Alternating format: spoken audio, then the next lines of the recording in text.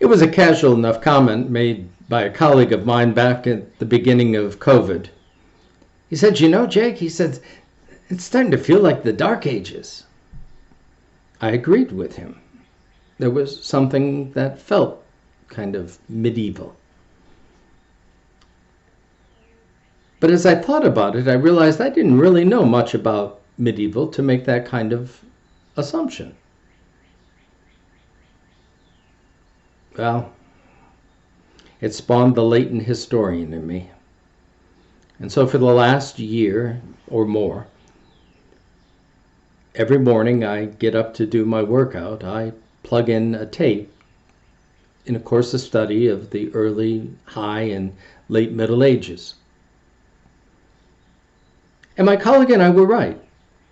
There are some fascinating similarities. Granted, they didn't have iPhones and iPads and internet. But the way they dealt with some of the same kinds of issues like pandemics and political upheaval and the relationship between church and state, it's fascinating, the similarities. The old adage is true. The more things change, the more they stay the same. And we're going through it all over again. In addition to that, I found some really marvelously crazy things about the Middle Ages. Did you know that one of the great crimes of the Middle Ages was stealing the host from Holy Communion? Pocketing it and then taking it home to use for magical purposes, things like healing one's cow or guaranteeing some kind of beneficial future. The host had become magical, a talisman of some sort. And so it was a prized possession to receive it at the Eucharist and slide it in your pocket and then use it. That's what has spawned the procedure of receiving the host on the tongue. It guaranteed the priest that the host would get in your mouth and not in your pocket. It was this magical sense of the Eucharistic host that spawned a great debate with the reformers, not the least of which was Martin Luther, who began to attack the doctrine of transubstantiation, the sense that when the priest proclaims the words of institution, that bread and wine literally change substance and become flesh and blood. Luther instead talks about Jesus' presence in, with, and under the forms of bread and wine.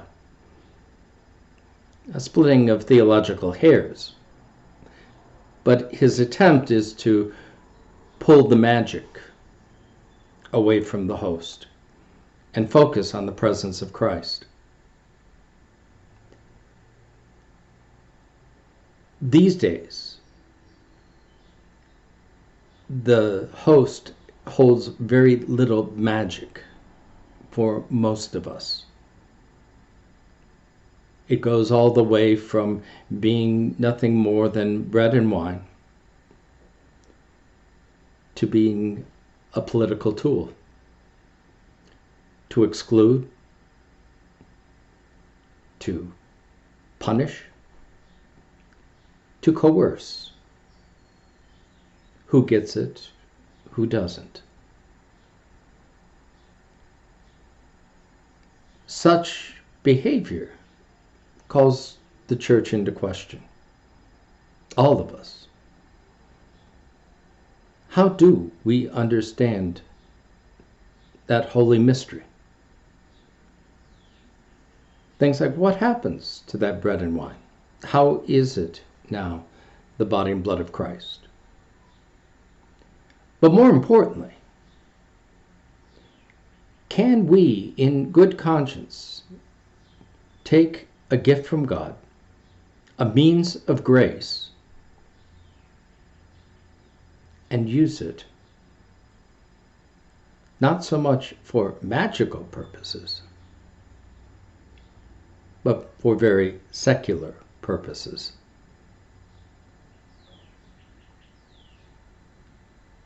How do we make sense out of all of this? In many ways, we're back in the Dark Ages. It's a sad state of affairs. All who hunger gather gladly, holy manna is our bread. Come from wilderness and wandering, here in truth we will be fed. You that yearn for days of fullness, all around us is our food. Taste and see the grace eternal. Taste and see that God is good.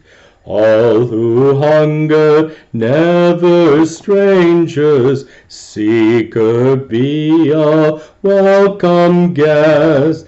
Come from restlessness and roaming, here in joy we keep the feast.